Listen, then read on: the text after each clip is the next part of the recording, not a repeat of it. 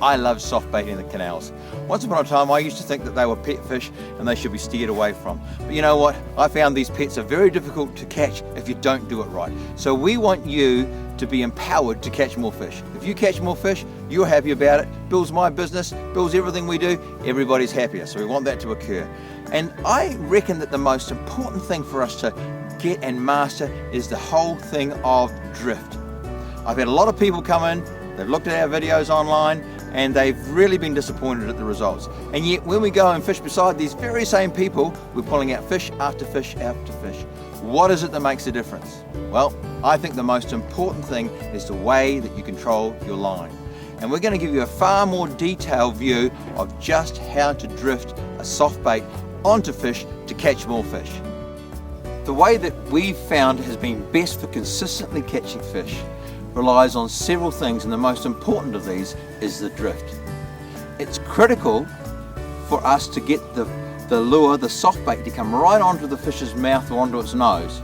The better we can do that, the more fish we tend to be able to catch. Now there's a couple of things that I think are quite important. One of them is the selection of the size of the jig head.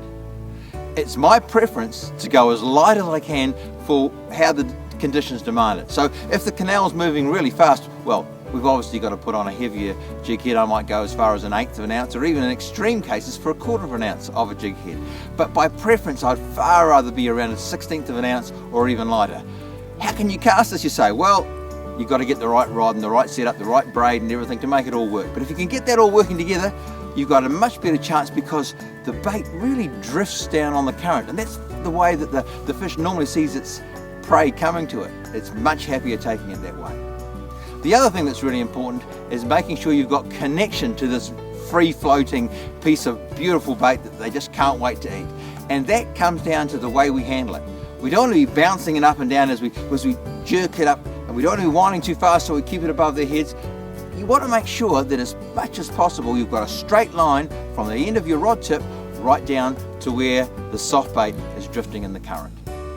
So the important thing for us is to get a nice long cast. The longer you can cast, the better, because you're going to have a bigger swing, because we're really fishing a drift. We're not spinning. In most cases, people want to cast out there and wind in because you're used to doing that. And one of the things that we found in our soft bait school is just getting people to stop spinning, because we're casting out and we want it to sink and then drift on the current. So we cast it out, we let it sink, and it sort of creates like an anchor point. We need to leave it for at least 4 or 5 seconds to get it low in the water. That's a place then we can mend our line to. So what we do is we try and straighten it up by moving our rod in the direction that needs to take the loop out of the line, if you know what I mean. So it's got a big curve in it. When I take the curve out and make it straight. So I'm looking to get the soft bait out as far as I can and to let it drift naturally down on the current. This is what I'm going to do. I'm going to cast it upstream, because upstream allows it to sink. If I cast straight out from me or a bit downstream, it starts to lift it up. We don't want that to happen. We want it to stay as much on the one line as we possibly can. So I'm going to cast this up and out in front and show you how I would normally mend.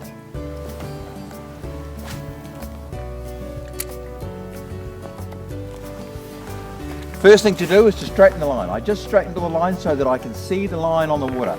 And then I lift it because it's getting a bow in it. So I lift it so that I have it more straight.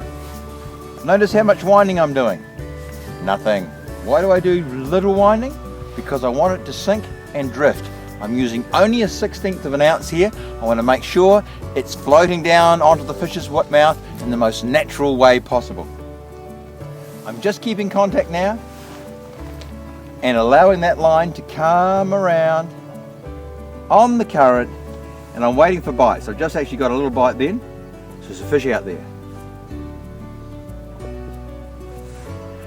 I fish down the rod. I want the rod to drift with the fish. Oh, good old bite then, but he didn't take it completely in. Here we go, he's biting now. I'm getting a couple of bites, and there's a nice big brown trout just to keep our eyes going. The fish that's biting me is much smaller than this. But you can see there are definitely fish here. There's another little bite. My drift's right, so I'm getting bites. And sometimes the fish that I catch aren't necessarily huge, but because I've got it on the right, there we go, we're getting bites again. The point of the rod, so I let it keep on coming. There we go. Little tiny bites. But because I've got a straight line, I can feel that. Oh, here we go. When they bite, I want to wait to make sure they've got a good grip on it before I actually strike it. The lure in the same place as long as I possibly can. We're getting a curve, I take the curve out, keeping the line nice and straight. I'm not winding because I'm drift fishing. I flick it over again. All the time the lure is sinking, getting to a good fishing depth, and then the current picks it up and moves it downstream. And it won't be long before we're getting into what I would call the bite zone. Sometimes I just wind in a little just to keep the whole thing taut. And if you come near where weed is, obviously you have to go a little bit faster in order to keep it off the bottom. But we're all the time trying to think about just being off the bottom, not dragging the bottom and not moving it too fast. So the whole purpose of our good drift is about making the soft bait come down the current naturally towards the fish. So when we put in our connection that keeps it as straight as possible, we want to leave that as undisturbed as we can. So we don't want the jig head and the soft bait to jump up and down. So when we correct our line and our what we call our mend, we want to make sure we move it as little as possible to get the best results. Is let it anchor.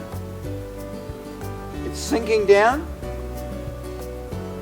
I pick up the slack and roll it upstream with the mend.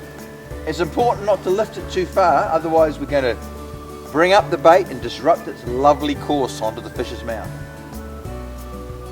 I roll it again as the current moves it through. And then I basically wait, I just let it drift. The line's taut. If something's grabbing at it, I can see it and feel it because I can watch my rod tip and it just does a little bounce when they come on there. A lot of the bites, even from huge fish, are very, very small. Just because you've got a small bite doesn't mean to say you're going to be disappointed with what you catch when you hook it up. Here we go. Yep. No. Yep. I love that. All because of the drift. Now this is quite a small fish, I can feel that. But it doesn't matter if you're catching small fish, because when you catch small fish, you know that you must be doing something correct. The difference between a big fish and a small fish is sometimes just a matter of luck. Put it in the right place, you get more results.